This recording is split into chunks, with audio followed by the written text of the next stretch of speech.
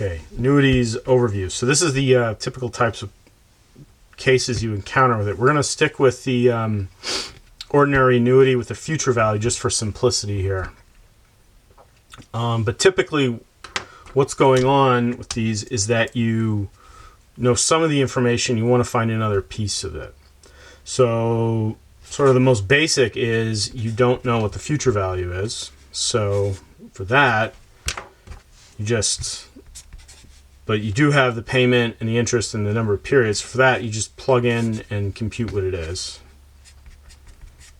Okay, so that's pretty straightforward. The next case is that you don't know the payment. So you're trying to figure out what payment you need to get up to a certain future value.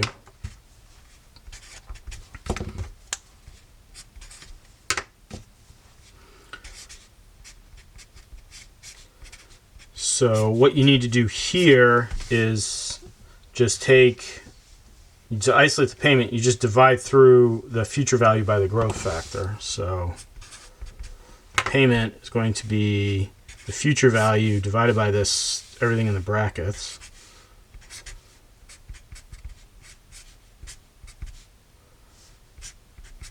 That's to the end there.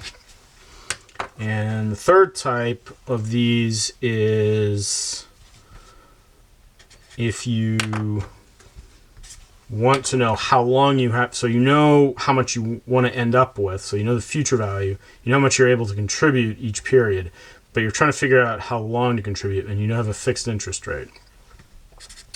So you don't know the number of periods. Okay, so what happens here is that, so you have your payment.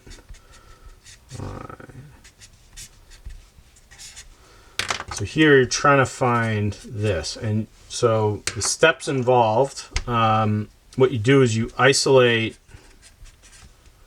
for n and then use a logarithm. So you use a log, usually natural log, to pull power out.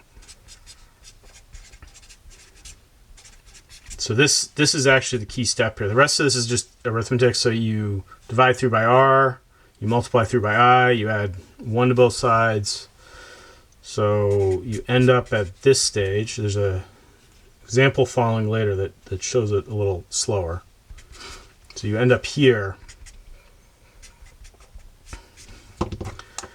And so now what you want to do is you want to isolate for n here, so you need to use a logarithm.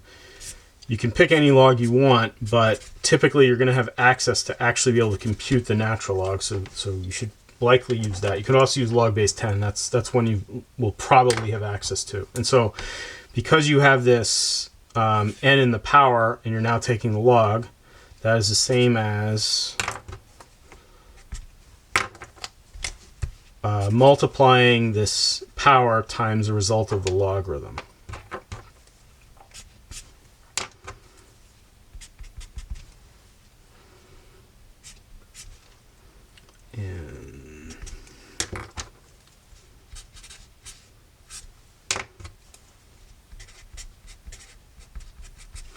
Okay, and now because you have this n outside and it's a multiply, these two things are actually just numbers, and so you can divide through by this one to isolate n.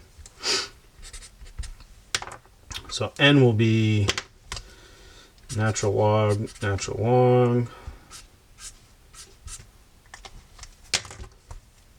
divide. You can also simplify this with some other logarithmic operations, which I'm not going to do. So you take the log of this quantity and divide by the log of this quantity.